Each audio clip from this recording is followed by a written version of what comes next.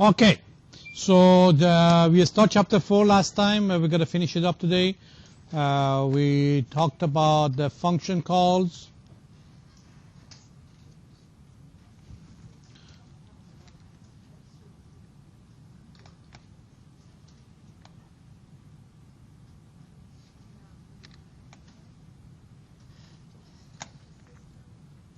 We talked about the top-down design, predefined functions, programming defined functions, and we're going to finish it up with the procedural abstraction, local variables, and overloading functions.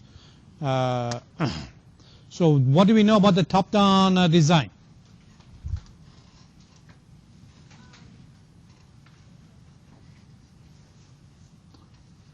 Are you guys ready back there?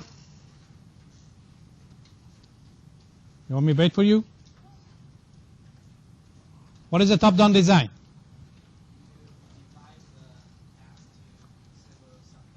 You're going to start with a task and you're going to break it down to the smaller tasks. Why do we do that for?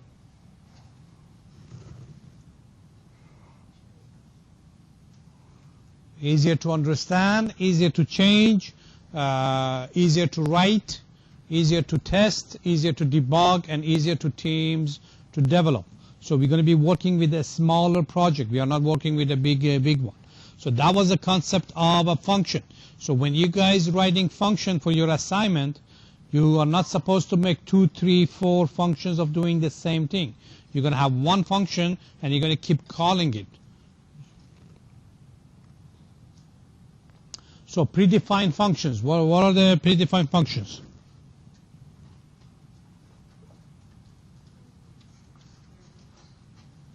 So what is it?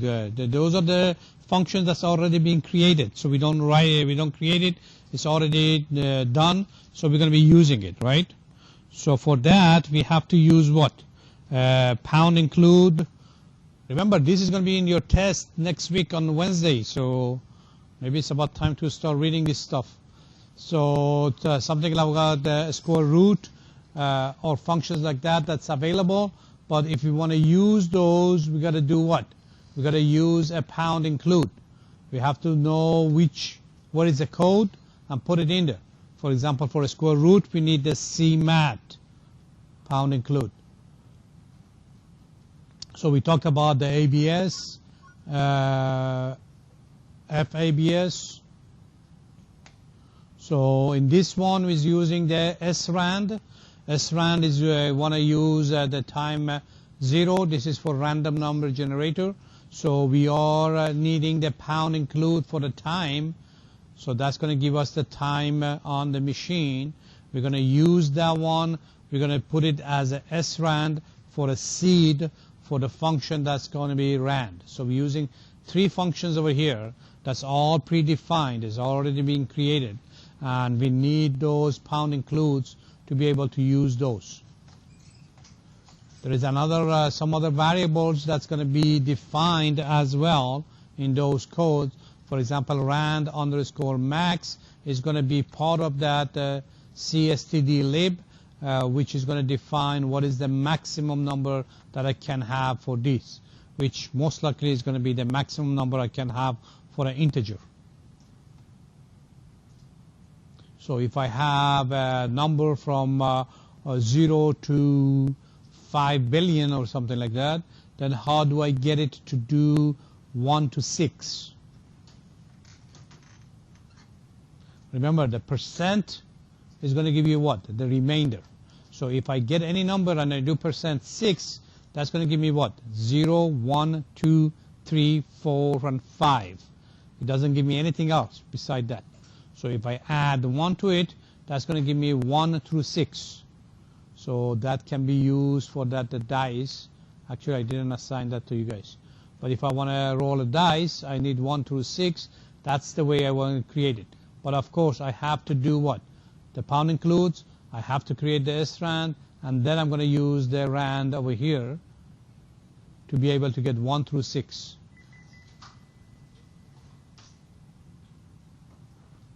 So how do we do 2 dice?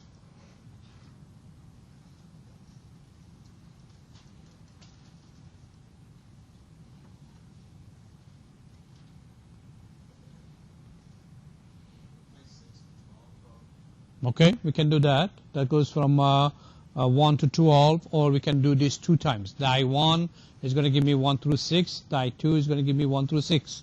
So remember, I can call these things 2 times.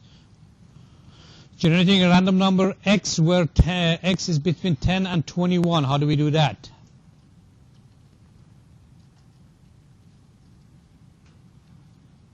So it's going to be greater than 10, less than 21.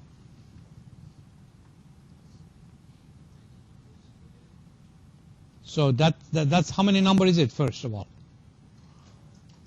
11 to 20, that's going to give me what? 10 numbers. Is that 11? 10. 11, 12, 13, 14, 15, 16, 17, 18, 19, 20. So that's going to be 10 numbers. It's going to be 10 numbers. So that percent is going to be what? Right here. It's going to be 10, right? I need 10 numbers. That's going to be 10. Now, what number do I get after that? So we're going to add 11. I don't want to start at 10. I want to start at 11, right? Because if I remember, it's going to give me 0 to 9. So if I put 10 over there, it's going to give me 0 to 9. And if I add 10, it's going to be what? It's going to be 10 to 19. But then I don't want 10, I want 11. So it's going to be 11. That's going to give me the number. So I'm going to have 10 numbers starting with 11 to 9 to 20. So we went a little bit about this. We talked about the static cast. That's the way we're going to change the data type. So we can change from integer to double, double to integer. Once again, integer divided by integer is going to give us the integer number. And keep in mind how many times I'm repeating this. Still the last time, half of you guys didn't put it correctly. So that would be a good candidate for the test, right? So the total of total candy is what? 9. 9 divided by 4 is going to give me what? 2. Does not give me any decimal number, even though I define this as a double. So I need to typecast one of them. If I do force one of them to be double, the other one is going to follow. So all I need is one in the calculation, and then the system is going to promote the other one. So if I have one of these to be double, the other one is going to be promoted to double also. Yes, sir.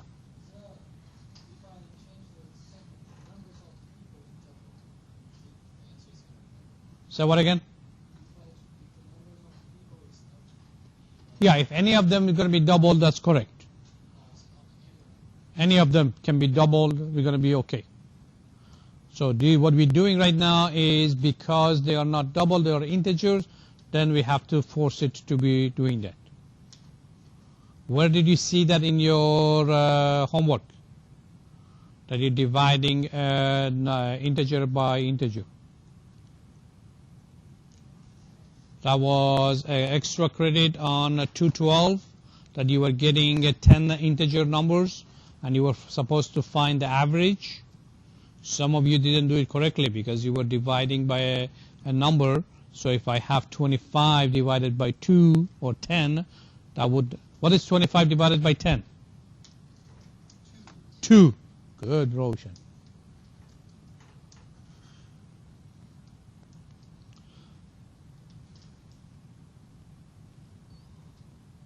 So if I put it outside, this division is going to happen first. The division is going to give me an integer. That integer is going to be forced to that one. So 9 divided by 4, that's going to give me 2. The static cast of 2 is going to be 2.0. The candy per person is going to be 2.0. Maybe that's what I want. Maybe that's what I want. I want to not give them a fraction of a candy. If that's what I want to do, that's what I want to do. This is the old-fashioned way. That's the way I am used to it because I don't want to type all those typecast and all those things. But as it says over here, it might go away. So till it doesn't go away, that's the way I'm going to be using it. What is the other way of doing it? What is the other way to doing it? You can multiply one of these by 1.0. Remember, if you're doing any kind of a calculation, it's going to promote that. So if I multiply total candy by 1.0, that's going to be double. And because this is double, this is going to be promoted to double. Remember, this is going to happen only one is doing the calculation. It's not going to affect the total candy or number of people. They're still going to be staying as an integer. We did this. So 11 divided by 2 is 5. What did you say? 11 divided by 2 is 5. POW 2 to the power of 3. 8. That's going to be 8.0, right? Some compilers are going to complain about this because it's expecting a double. If that's the case, we have to change this to double. Some of the compiler doesn't like, because originally it's supposed to be double. Some of them is going to be taking this and it's going to promote it to double. Some of them is not going to do it. It might give you an error. So if that's the case, you're going to put 2.0, 3.0.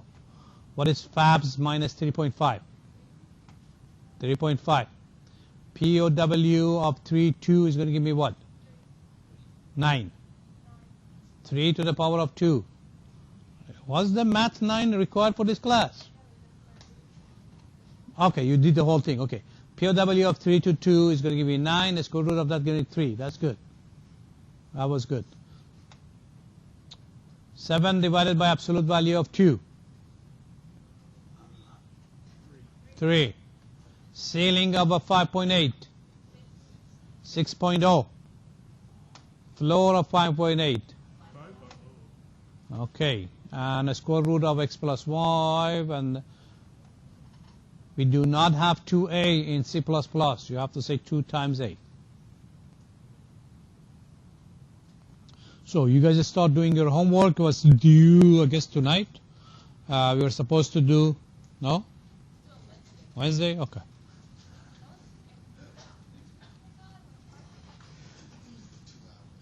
Two hours. You have 2 hours to do it. Okay, so it's due Wednesday.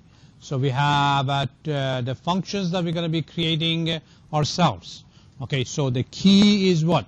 We're going to have a function declaration, we're going to have function definition, and we're going to have function call. So this can be tricky for some of us. We haven't seen it before, so we're going to spend some time on it to be sure we understand it. So the declaration is going to be on top of the program. It's going to have the name of the function. It's going to have the return type, and it's going to have the parameter. Once again, on the top, the declaration, it does not need to have the variable name. As far as it says int and double, it's going to be okay. The key factor is that semicolon. Do you have a guess that maybe that's going to be on the test? So did anybody tell you that you're not supposed to use your text messaging in the middle of the class? So we're going to put some comments in there. That's going to explain what is that the function going to be doing. That is the declaration on top of the program. Then we have the function definition. Function definition is going to be what? It's going to be saying what is this function going to be doing. So that is going to be return type, the name, and the variables. For me, it's always easier to copy this one, put it on the top, put a semicolon, and that would be my declaration. So I don't have to worry about it. I just copy that line, put it up there, put a semicolon. Declaration has a semicolon. Function definition does not have a semicolon. The variables that created over here is going to be local, meaning that if as soon as I hit this one, all these variables created here is going to go away. But the idea of this is what? It's portable. I can take this one, put it anywhere else, it's going to work. This is called function body. I am used to create a variable and do just the return of that variable. I would create extra variable here. I would put that one in there and return my total cost. But this is going to work also.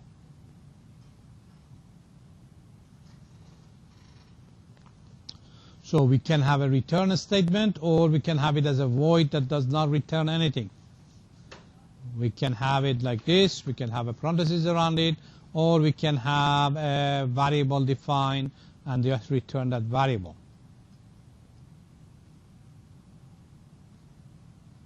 So something that you want to study for your test since you are here. If I have return 2, 5, figure out what that's going to happen, because that question is going to be in your test.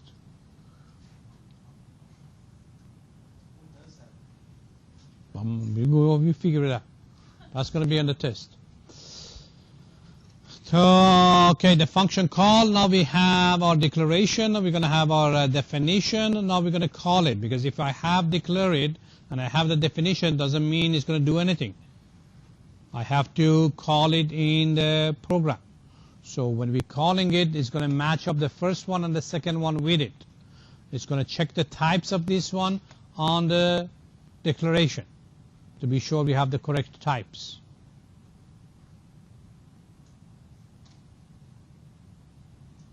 Right now we are going to be using a call by value, meaning that when we're using that one, it's going to make a copy of that variable. It's not going to touch the variable. It's going to use with the copy.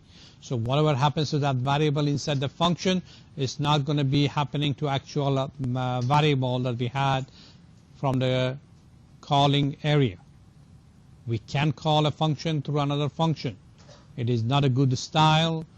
It's called the spaghetti style, that you're going to be calling and calling somewhere else, going to calling somewhere else.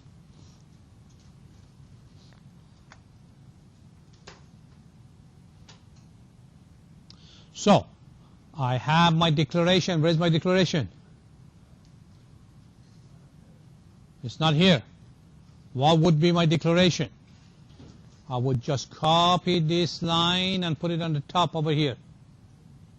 That would be my declaration. What else do I need to do? Semicolon at the end of it.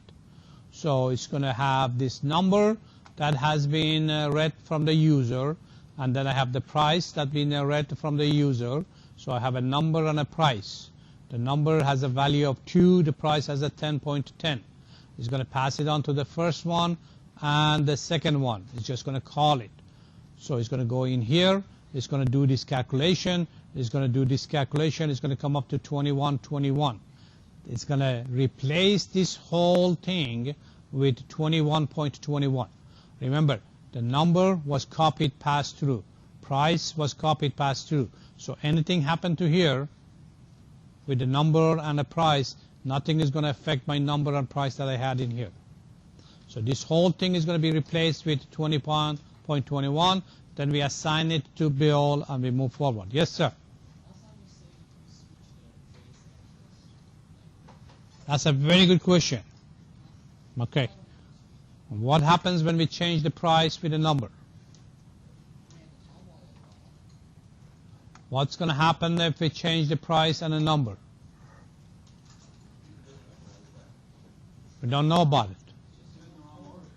It's just going to, right here. Oops, I went back. Okay, here. So if I switch it, the computer is going to know what? I have the first one and the second one. It doesn't know what you call. That's why your book is going to change the names. So it does not matter what I say. So when I say int receive is 95 and minimum score is 60, and I'm calling the grade with minimum score, which is what, 60, and received, which is 95, that's not what I wanted, but it's not going to happen. It's going to check the first one and the second one. Because both of them are integer, it doesn't know the difference. Remember, in my declaration, I do not need the variable. It's just int and int. So if I mix it up, it's just going to use it that way. That's why the comments are very, very important.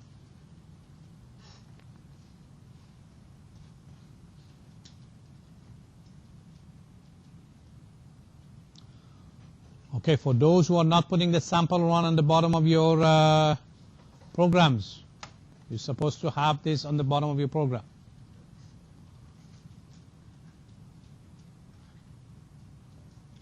Okay, now when we are talking about function definition, where is my function definition?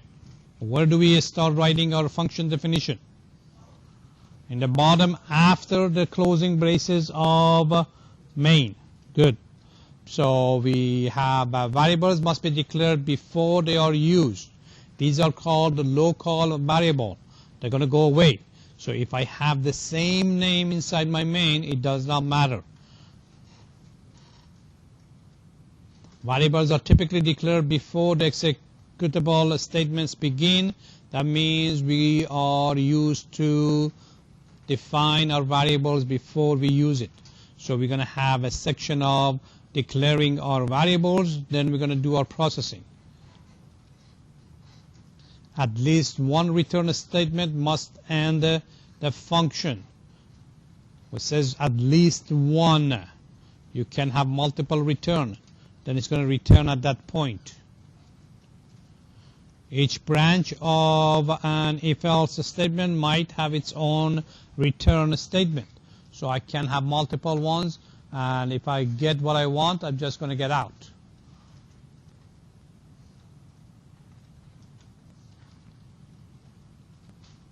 The old-fashioned way was we were putting all the definition on top of the program. So if I want to start looking at my main, I had to go find it on the bottom of the program. Then they change it to this convention that having a declaration on the top, the definition on the bottom. Now that I have a main, I'm going to be looking at the main right away. Our main is going to be very, very, very small. It's just going to be calling other functions.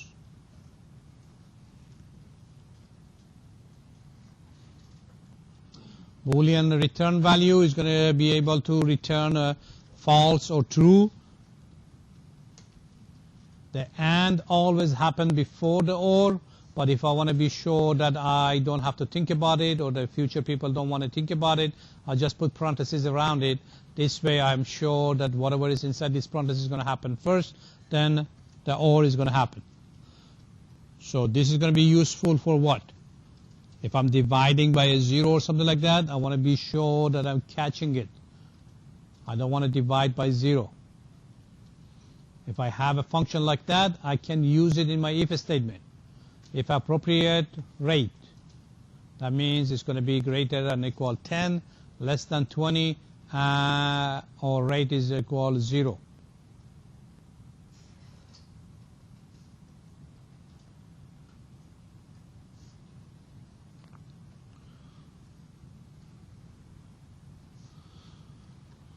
So we can create a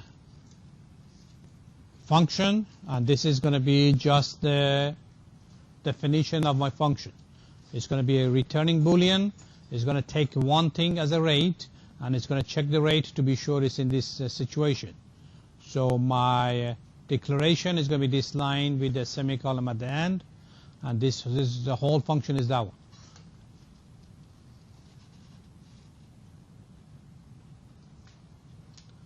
This is something that might come to your exam, things like this.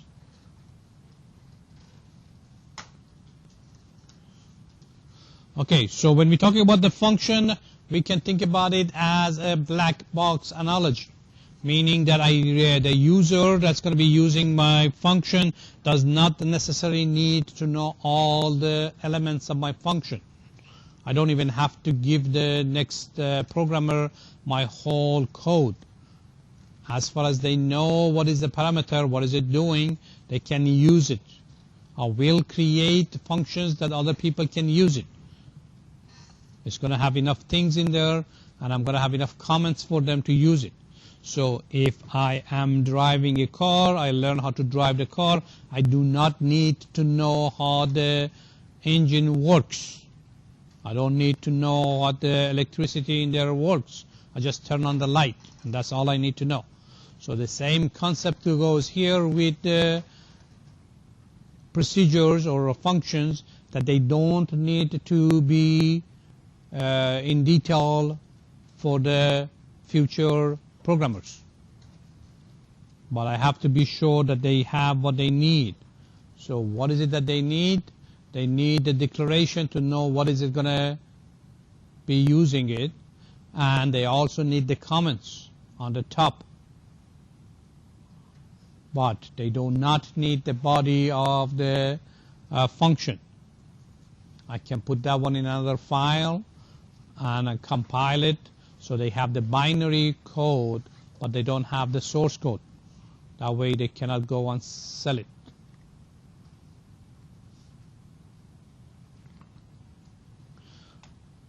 So why do we do that? Is to change or improve a function definition without forcing programmers using the function to change what they have done.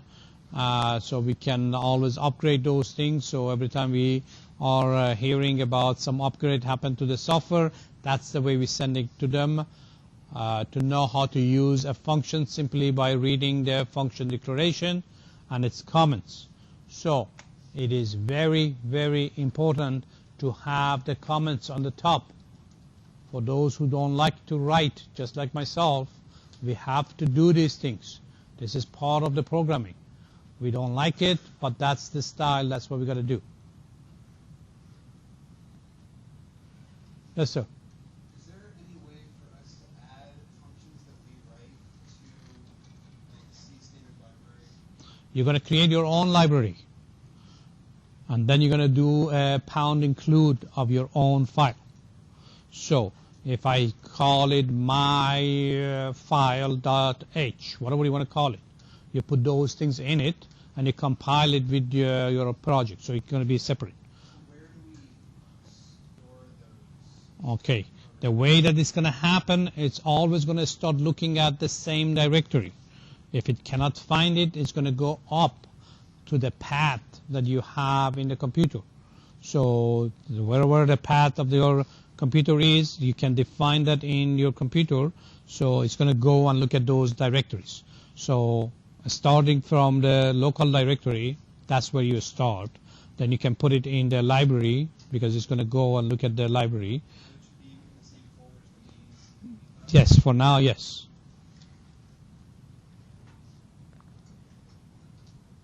Yes, sir.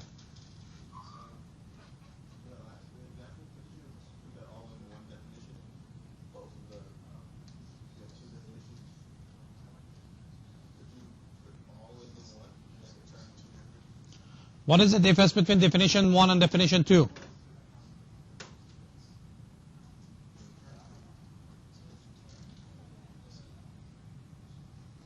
So those are exactly the same thing. The only difference is what? I have a variable. This is the way I'm used to it. I have a variable. I'm doing my calculation. I return the variable. Or I can put the whole thing over here. That's the difference. To me, this is a little easier to read. I don't know. Maybe that's the way I'm used to it. I wrote the program like this for 20 years. So that's the way I'm used to it. I don't know. But that's the difference. So when you're writing your program for the assignment that's asking you to calculate for next year and 2 years from there, you do not create two functions. You're going to be using one function for that area. So you're going to have two functions. One is going to calculate your rate.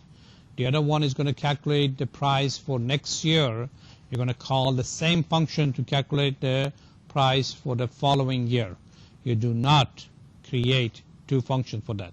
You're calling the same function 2 times. Or, to make it better, you can put a year in there. So depending to the year, you're going to calculate for that. So for 1 year, I'm going to calculate for next year. If I put 2 in there, I'm going to calculate for 2 years. If I put 3 in there, I'm going to calculate for 3 years. So the concept of the function is what? Reusable code.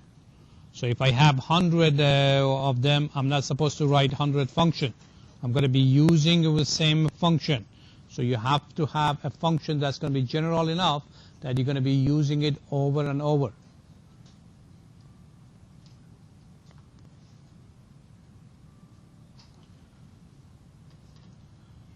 So we're going to have the procedure is the general term, meaning a function like set for instruction. So abstraction implies that when you use a function as a black box, you abstract away the details of the code in the function body. So you're not showing it to the next person.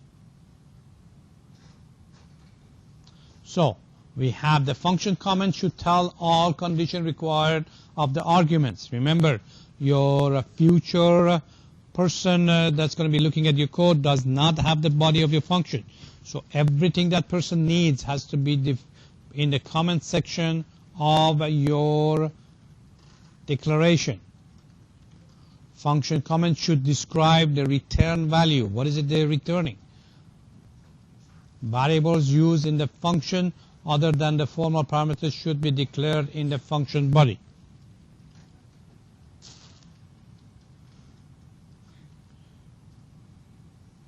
So when we have parameter names, it does not have to match with it in the calling function. Remember, I can take this function, put it in other programs, and it's going to work. Your book has a way of writing PAR for parameter. You can call it the same thing if you want, doesn't matter, but it doesn't have to be the same.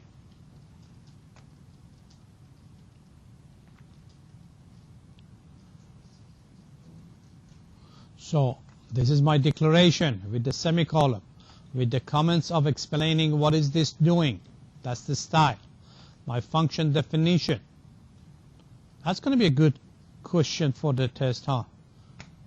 To give you something to write your declaration and the definition for something like that. So the total cost would be int number double price, and so when we're calling this, where do you go?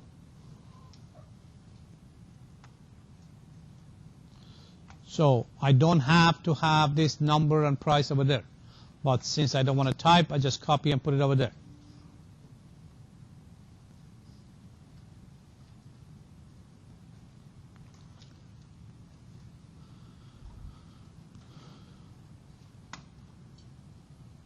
So now we're doing the top-down design. We're looking at the requirement of what size pizza is the best buy. We're going to give the size and then the price. We're going to check it the unit price. Okay, so every time we're writing a program or a function, we have to know what is the input, what is the output, what is it doing. So IPO, input, processing, output. Usually we divide it like that logically anyway. At the beginning of my program or my function, I'm going to have my input. At the end of my program or my function, I'm going to have the output. In the middle of my program, I'm going to have the processing. So I'm going to read whatever I need to read. I'm going to calculate, do my calculation, my processing, and I'm going to output whatever I need. So breaking it down into the smaller task. We're going to get the input data for each size of pizza. We're going to compute the price per inch for a smaller pizza. We're going to compute price per inch for larger pizza. We're going to determine which size is the better buy. We're going to output the result. So first is input, last is output, the middle is the processing. That's my input, output, processing. Now when I start writing the definitions for these functions, then maybe I can say maybe they can put these two together if I do it correctly.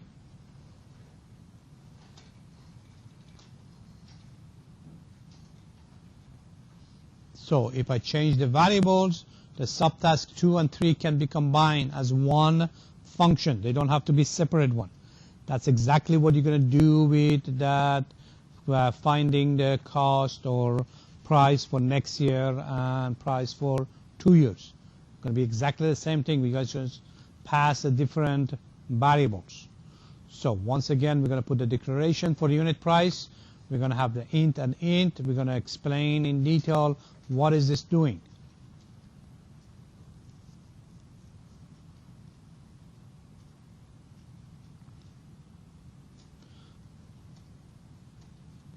So we have the subtask 2 and 3. What do we need to do for that? We need to compute the radius of the pizza. This is called pseudocode. We are writing something in that matter, or at least in English type. What is it that we want to do? We're going to take it and make it pseudocode, and then we're going to create the code out of that. So the pseudocode is a mixture of the C++ and English. Allows us to make the algorithm. Remember, in this up to this time, I'm not writing any code. My concentration is not my code, if it's going to work or not. When I start writing code, my focus is going to be on how to make my code work. In here, my concentration is what's the best way of writing the code. So my focus is different. So for example, in here, I am focusing on the pseudocode for this section. So it's going to say radius equal 1/2 of diameter. Area is pi times the radius, or I can say to the power of 2, and return price divided by area. As soon as I see a division, I check to be sure these two are integer, not integer. If they are integer, I have to worry about it. Every time I see a division, I check automatically. Is this integer divided by integer?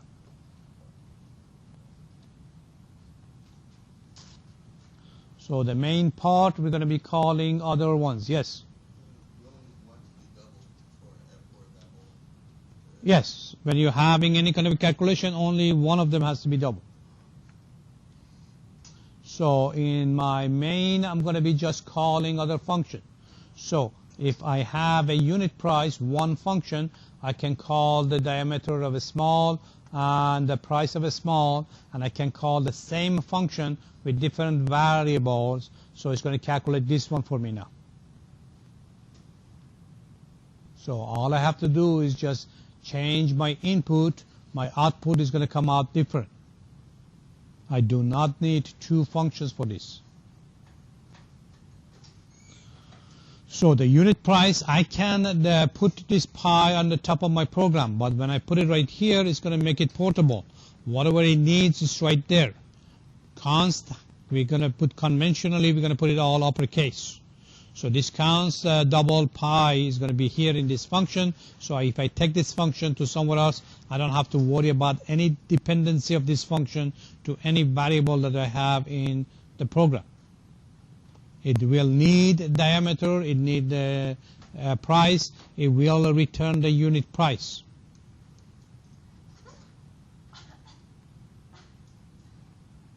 What does it say on the bottom? What does that mean? What type is the diameter?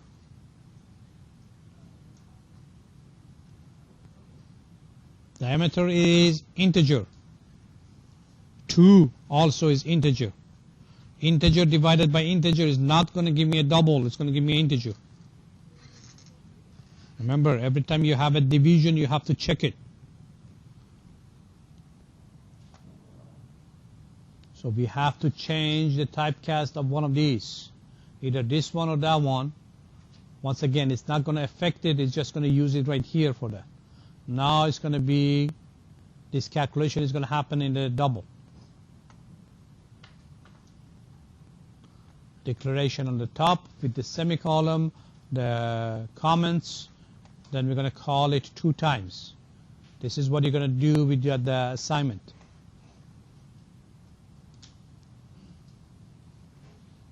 We can potentially put this one in a function. So it would do all this in a function. We could do this in a function. So a typical program, a good programming style would have one function call here, 2 function call here, 1 function call here. Very, very small.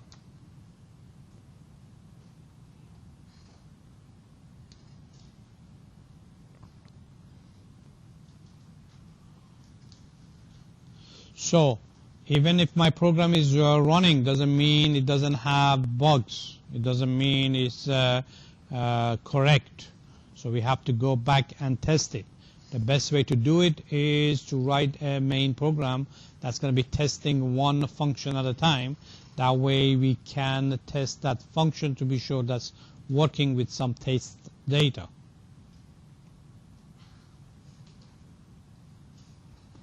We should be writing a pseudocode to be sure that we are focusing on the design of the program instead of worrying about the code itself.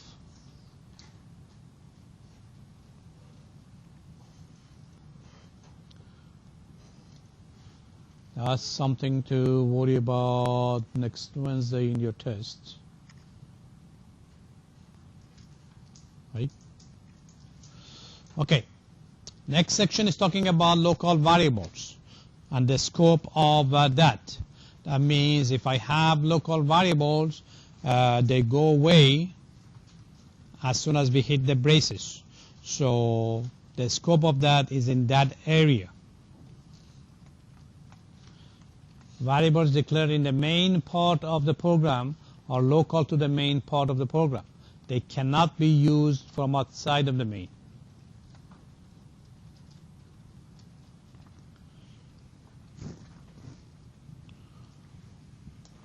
Okay, so I have a double right here. It's called average P. Okay, once again we have the declaration on here with the semicolon with the comment on it. Now I am going to be reading in average P. Okay, and I'm going to be multiplying it over here, and I'm going to be using it over here.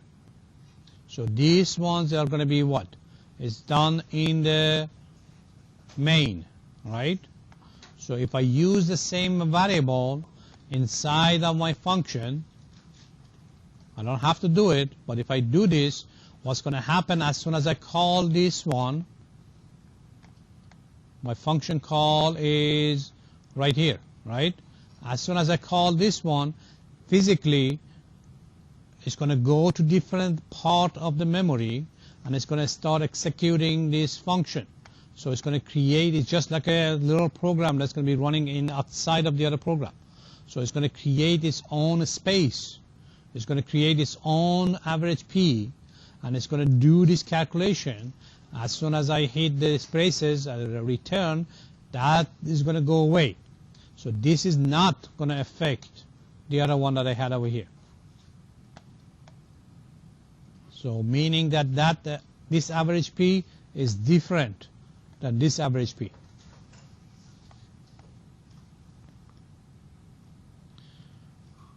We can define these things in global. That means we're going to put it outside the main. But the problem with that is what? My functions are going to be dependent to this one. So if somebody want to use my function, they have to have that in their program. Otherwise, my function is not going to work. So for those of you who are using a lot of global variables that is outside the main, that is not a good style of programming. We do not like to see global variables because that makes your program, everything in here, dependent to that. That means I cannot take those pieces and move it anywhere else. My program is not going to be portable. So that pi has been used in this function, has been used in this function. But once again, I cannot take this function and put it in another program that works. I cannot take this one and put it somewhere else that's going to work, because the pi is defined over there. So it's a good idea to define it over here to make my functions portable. So we can have a constant or we can have a variable on the top. Generally make program more difficult to understand and maintain. Do not use it.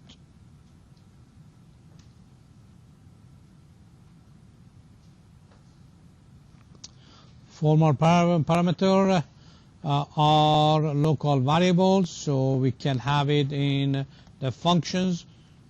Once again, if I have it over here, it's not going to change it because we are passing by value. Next chapter we're going to learn how to change it, but right now we are not changing it. So this minute's going to make a copy, it's going to go here, it's going to come out, but that minute is not going to change. A copy of it is going to be there.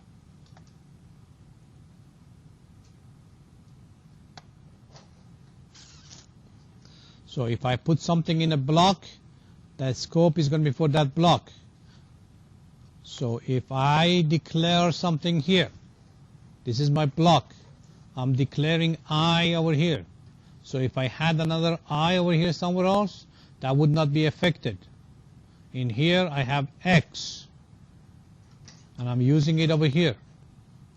But in this case, I am declaring my Y over here.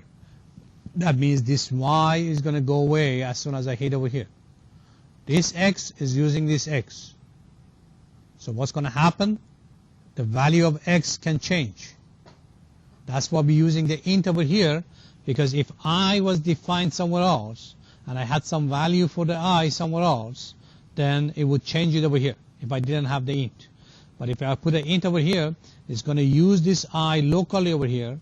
As soon as I hit these braces, this local I is going to go away, and if I had another I over here, that's going to be used after that.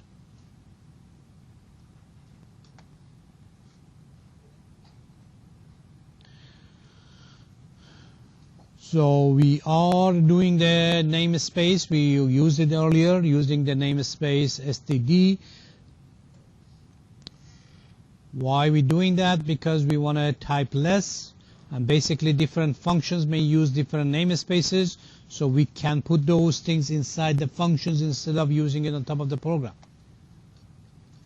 I'm not worried about it right now. You might get into it later on. So we might have this user using namespace std here for our cin, cout.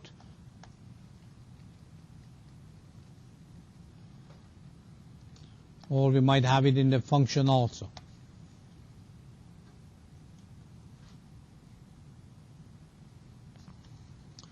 So there is another example. That's the one of the good thing about this book is these examples that you have in there. So for the factorial, we're going to be writing down what is it supposed to do. So we're going to create a function, and we're going to do that inside. So we're going to be doing this while loop inside this function. Later on, you're going to learn a recursion, which is going to be called, this function can call itself. Well, right now we have a loop that's going to be doing it inside here, and it's going to return the value product.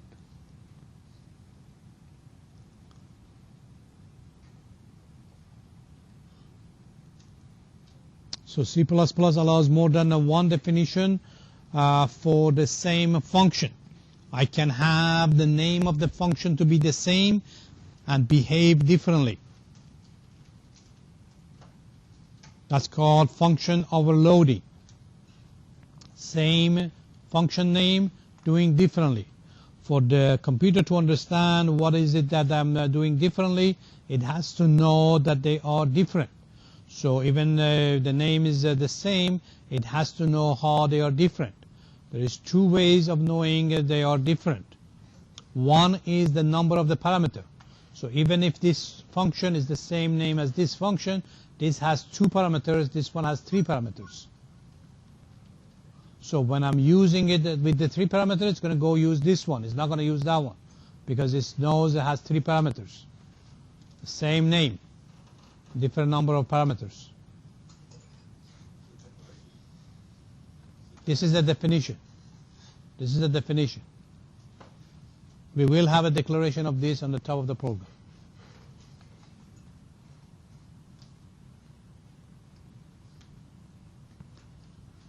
So either they're going to have a different number of formal parameters, or they're going to have different types. So it's going to match up. If I have the same name with the same number of parameters, this is my declaration over here. So I can have 2 of them with the same number of parameter, and instead of double and double, I can have int and int, or character and character, or a string and a string. So it's going to be the same name, number of parameter would be the same, but they have different data type. So either they're going to have different data type, or they have different numbers. So the computer knows which one is the one is doing calling.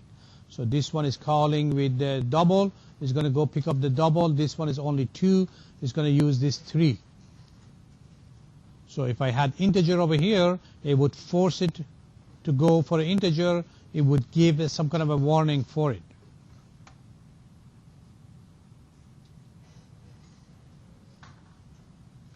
So I have a unit price that's going to take length, width, and the price.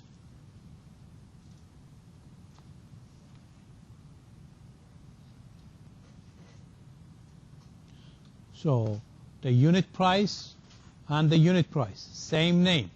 They're both returning double. This one has 2 parameters.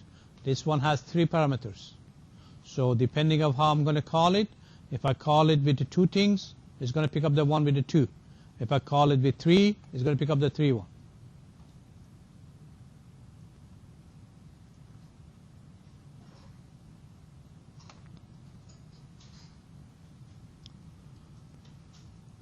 And of course the definition of them.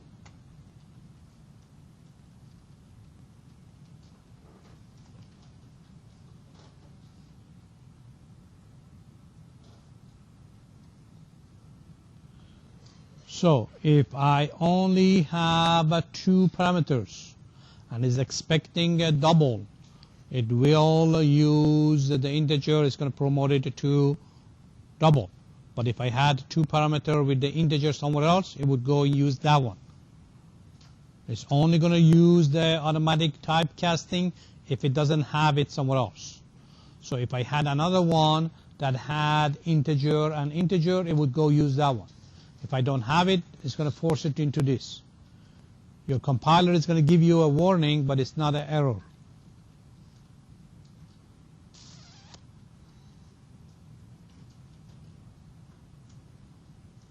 Sometimes what's going to happen is you're going to be using the same name, but it's going to be doing totally different things. But that's not suggested because the name of the function is important for the people to use it. So if I have MPG, that's going to be mile per gallon. That's what the function is going to be doing. So if I use my MPG for my purpose, going something and doing totally different things, that's not suggested. And that's going to be questions for your test.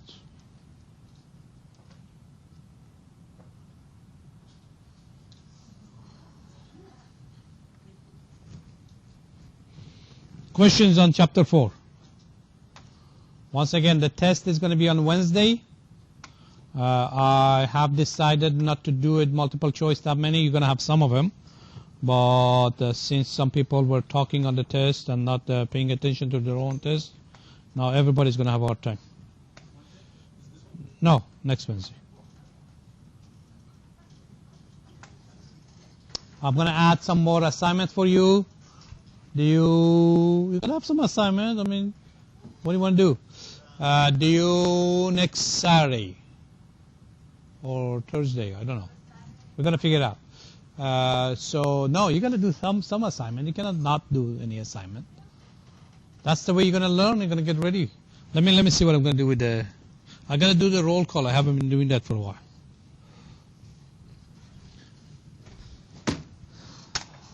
Any questions?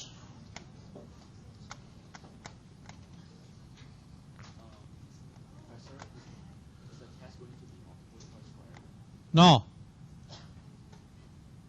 I'm going to have you write some programs. Some of it. I don't know.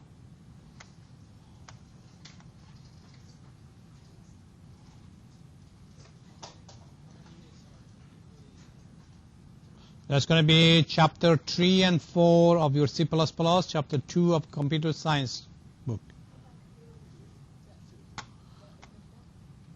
It can be open book.